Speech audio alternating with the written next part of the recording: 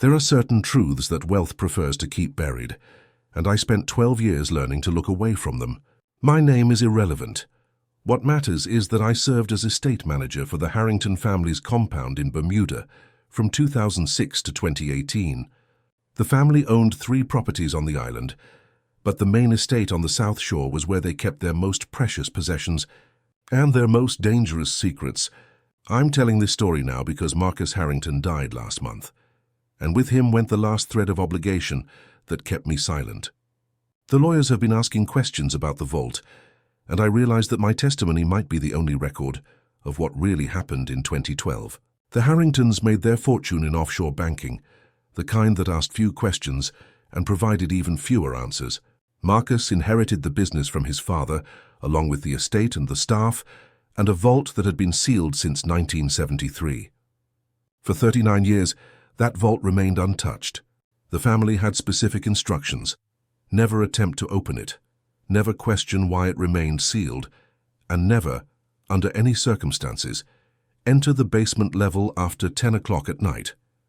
I followed those rules faithfully until the night of November 15th, 2012 thus, when a light began flickering from behind 6 inches of reinforced steel. And I learned that some doors are sealed for reasons that have nothing to do with security. The Harrington estate sat on 12 acres of manicured grounds overlooking the Atlantic. Built in 1928 by Marcus's grandfather, it was a testament to the kind of wealth that preferred shadows to spotlight. The main house contained 43 rooms, though the family only used perhaps a dozen. The rest remained preserved like a museum, filled with furniture draped in white cloth and windows that were never opened. Marcus lived there alone after his wife Elena died in 2010. No children, no close relatives, just a rotating staff of gardeners, housekeepers, and security personnel who understood that discretion was more valuable than efficiency. I managed the property from a suite of offices on the ground floor, handling everything from staff schedules to the complex web of offshore accounts that kept the estate running. The vault was located in the basement level, behind a door marked Private Archive. Marcus had given me a tour of the house during my first week, showing me every room except that one. When I asked about it, he simply said that his father had sealed it before his death and that the contents were of no concern to estate operations. "Some things are better left undisturbed," he told me, his voice carrying a weight that suggested the conversation was over. "The vault has been empty for decades. There's nothing there that requires your attention." For 6 years, I believed him. The first sign that something was wrong came on a Tuesday evening in early November. I was reviewing maintenance schedules in my office when James, our head of security, knocked on my door. He was a former Royal Marine who had worked for the family for 15 years, and I had never seen him look uncertain about anything. "Sir, there's something you should know about the basement level," he said, closing the door behind him. "I've been doing the evening round same as always, but for the past 3 nights I've noticed something odd." He explained that during his 11 o'clock security check, he had observed a faint glow coming from beneath the door to the private archive. Not bright enough to illuminate the hallway, just a subtle flickering that seemed to pulse in regular intervals. Each time he checked, the light would fade before he could get close enough to investigate properly. "So it could be electrical," I suggested, though even as I said it, I knew it made no sense. The basement's electrical systems had been completely rewired in 2008, and there were no active circuits running to the sealed archive. James shook his head. "No, sir.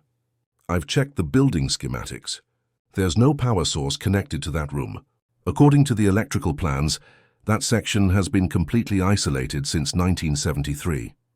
That night, I decided to see the phenomenon for myself. At exactly 11:15, I accompanied James on his security rounds. The basement level always felt different from the rest of the house, cooler, quieter, with a quality of silence that seemed to absorb sound rather than simply provide its absence.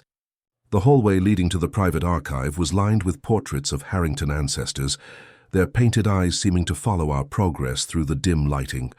We reached the sealed door and James motioned for me to wait.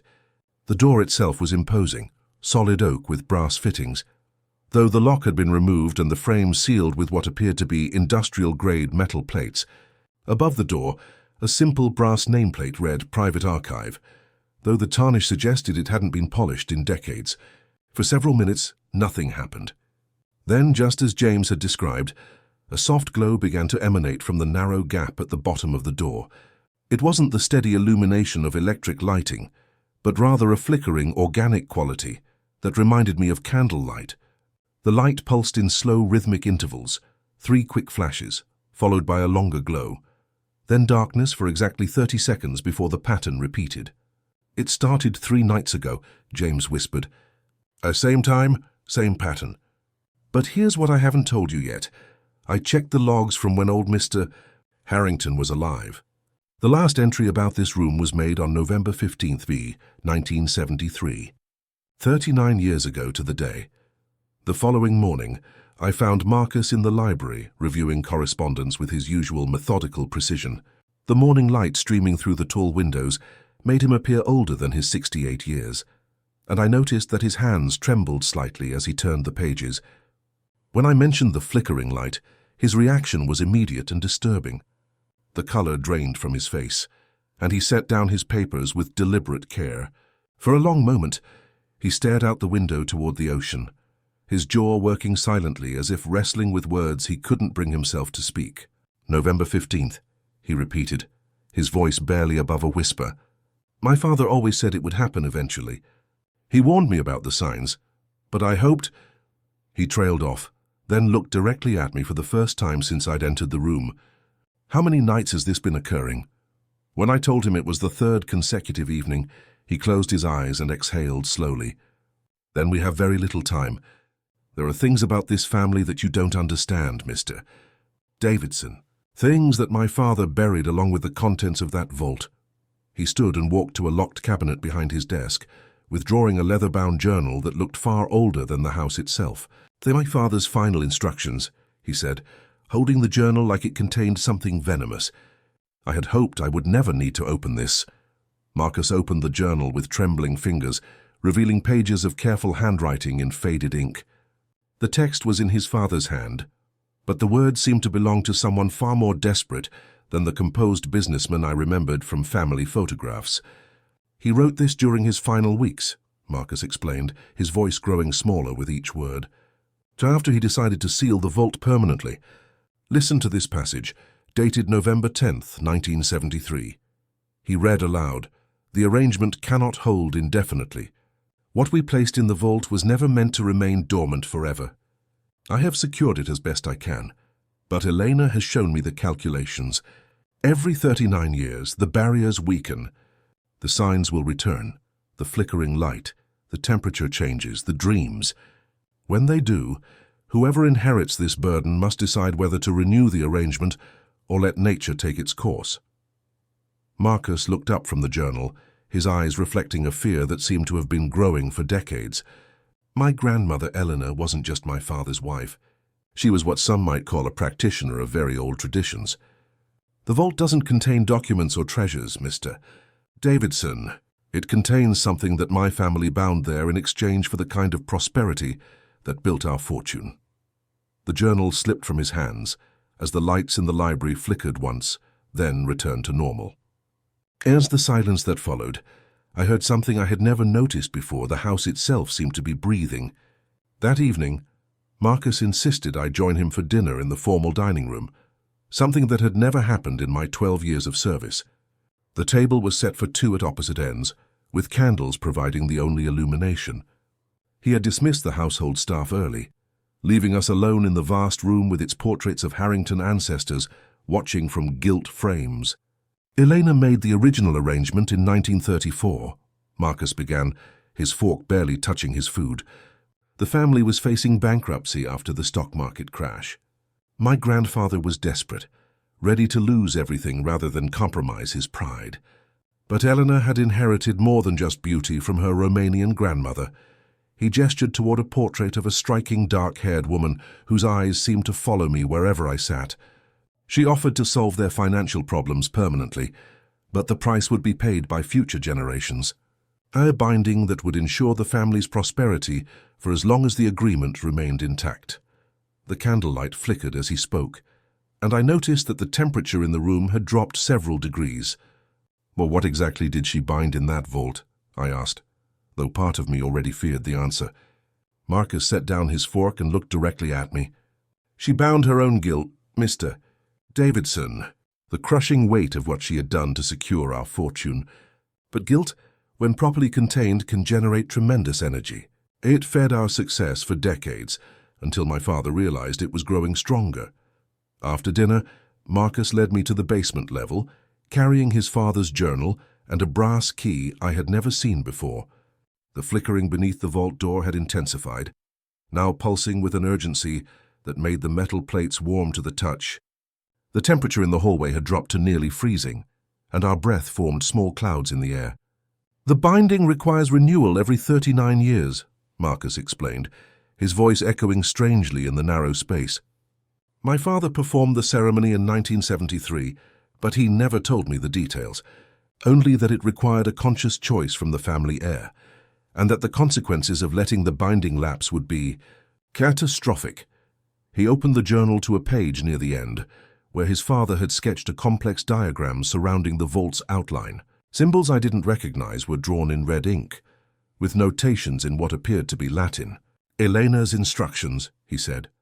She knew that eventually someone would need to understand what she had created. The light beneath the door suddenly stopped flickering, plunging us into complete darkness. In the silence that followed, I heard something that made my blood freeze, a slow rhythmic knocking from inside the sealed vault. 3 knocks, pause, 3 more knocks, then silence. The same pattern as the flickering light. It knows we're here, Marcus whispered, and I realized that his 12 years of nightmares were about to become mine as well. The knocking continued for exactly 7 minutes, then stopped as abruptly as it had begun. Marcus consulted his father's journal by flashlight, his hands shaking as he turned the pages. I noticed that several sections had been torn out, leaving only fragments of sentences that hinted at procedures too dangerous to record completely. According to this, we have until dawn to make the decision, he said. Shall either perform the renewal ceremony or accept what Elena bound will be released into the world. He looked up at me with eyes that held 40 years of accumulated fear. My father chose renewal in 1973, but it cost him his marriage and his sanity. My mother never spoke to him again after that night. I asked what the renewal ceremony involved, though I suspected I didn't want to know. Marcus turned to a page marked with a black ribbon, revealing his father's careful handwriting, surrounded by Eleanor's original symbols. The binding requires a willing sacrifice of something precious. In 1934, Elena sacrificed her firstborn child, my father's older brother, who supposedly died in infancy. In 1973, my father sacrificed his relationship with my mother, deliberately driving her away to feed the vault's hunger for emotional pain. The brass key grew warm in Marcus's palm as he held it up to the door.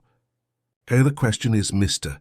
Davidson, what am I willing to sacrifice to maintain this family's prosperity? And more importantly, what right do I have to make that choice for others? As we stood in that freezing hallway, Marcus made a decision that would haunt both of us forever. Instead of performing the renewal ceremony, he inserted the brass key into a hidden lock I hadn't noticed, concealed behind one of the metal plates sealing the door. The lock turned with surprising ease, as if it had been waiting decades for this moment. 78 years is long enough, he said, his voice carrying a finality that made my chest tighten. Whatever prosperity this binding brought us was built on suffering, and I won't perpetuate Elena's cycle anymore. Let it end with me. The door swung open silently, revealing not the archive room I had expected, but a space that seemed to extend far beyond the physical limitations of the house's foundation. Cold air rushed out, carrying scents of earth and something organic that had been sealed away too long. In the center of the impossibly large room sat a simple wooden chest, unremarkable except for the way shadows seemed to bend around it. The chest was open and empty. So she's already gone, Marcus whispered, and I realized he was right. Whatever Elena had bound in that vault had been free for some time, perhaps years. The flickering light, the knocking, these weren't signs of something trying to escape. They were signs of something that had already escaped, announcing its return home. Behind us, every light in the house went out simultaneously. What followed was not the supernatural chaos I might have expected from decades of horror films, but something far more unsettling, a profound silence that seemed to rewrite the very nature of the house around us. The darkness was absolute, but somehow I could see Marcus's face clearly, as if the air itself had become luminous. "She's in the house now," he said with surprising calm. Elena's guilt, freed after 78 years of containment, it will seek out every member of this family, every person who benefited from the arrangement she made. I asked if we were in danger, and Marcus smiled sadly. "You served this family faithfully, Mr. Davidson. You're not responsible for our sins." He paused, listening to sounds I couldn't hear, footsteps on the floors above, doors opening and closing, the house settling in ways that defied physics. But I am responsible. Every dollar I inherited, every comfort I enjoyed, every advantage this family name provided, all of it was purchased with that bound guilt. Now it returns to claim what was always owed." The temperature began to rise, and I heard what sounded like whispered conversations echoing from the upper floors. Marcus walked toward the stairs with the resigned pace of a man accepting his fate. "Go home, Mr. Davidson. Tomorrow you'll find this house empty, and the Harrington name will disappear from all the documents. Some debts can only be paid in full." I left the estate that night and never returned. The next morning, as Marcus had predicted, the house stood empty. Not abandoned, empty, as if the building itself had exhaled and released everything it had been holding. The furniture remained, the artwork stayed on the walls, but every trace of human occupation had simply vanished. The local authorities found no evidence of violence, no signs of struggle. Marcus Harrington had simply ceased to exist, along with all records of the family's financial holdings. Banks reported that accounts had been closed, properties had been transferred to unknown entities, and legal documents dating back generations had mysteriously disappeared from filing cabinets that remained otherwise undisturbed. I returned to England 6 months later, carrying with me only the memory of that final night and a single page from the journal that I found in my jacket pocket the next morning. Eleanor's handwriting in English this time. "Guilt will always find its way home, but forgiveness must be chosen." The estate still stands on the South Shore, though it changes hands frequently. No family stays longer than a year, and most leave within months, citing a persistent feeling of sadness that seems to emanate from the walls themselves. The vault door remains open, the basement empty except for that wooden chest, which real estate agents describe as a charming period detail. But sometimes, late at night, visitors report seeing a woman in the garden tending to flowers that bloom out of season, finally at peace.